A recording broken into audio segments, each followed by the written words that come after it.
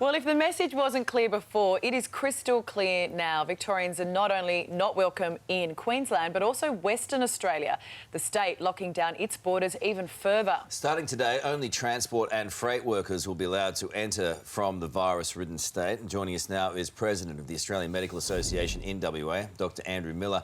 Doc, good morning to you. Thank you for your time again. Western Australia has somehow positioned itself as a safe haven against COVID-19. Should other states be taking pointers?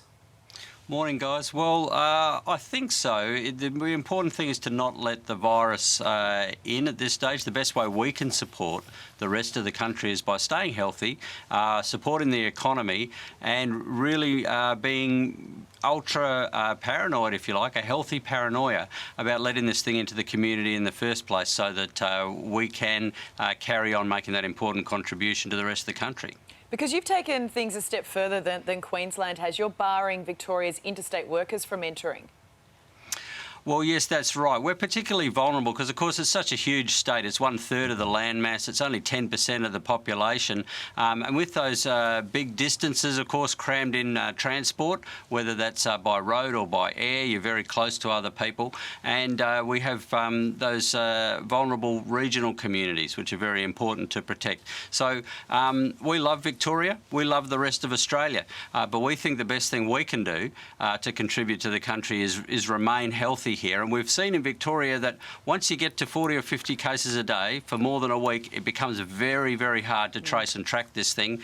And it's been a bit quiet around COVID safe. That doesn't seem to be contributing an awful lot. No, it doesn't, does it? An alarming 15 flights, though, from Melbourne landed in Perth during the first week of July. They slipped through the cracks. Are you worried we'll see the effects of this over the next couple of days?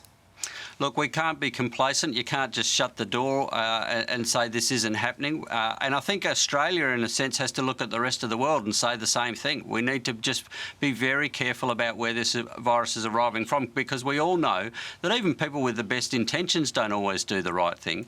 Any system that relies on the entire population to do the right thing and to understand what it is that they're supposed to be doing is going to fail at some point. So we know there's going to be a few here and there, but if you get the numbers you see in Victoria, you can see how quickly this little fire can start to spread into your border communities. You can get a plane load of people land anywhere. So, yes, we are concerned that it may already be here, and we're going to have to watch that. But maybe it's time to think about, in Victoria, wearing the masks. Maybe it's time to think about geolocation on the phones. Maybe the population will accept, in return for being able to go to a restaurant, I will allow the authorities to know, in retrospect, where I was at the time.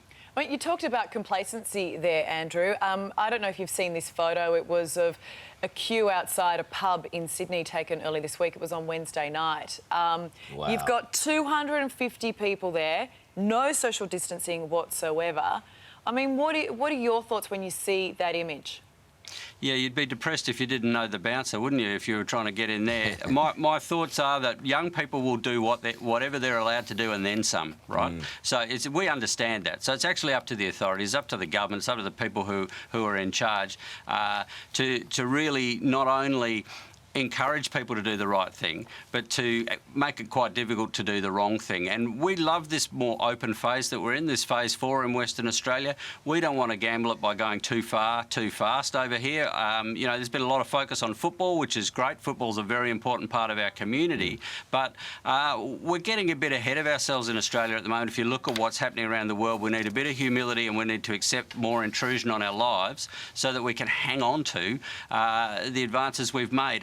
And if you mix young people and alcohol, I don't think anyone's surprised about what's going to happen next. All right. Good to talk to you today. Thank you so much. Some interesting food for thought there. Thank you.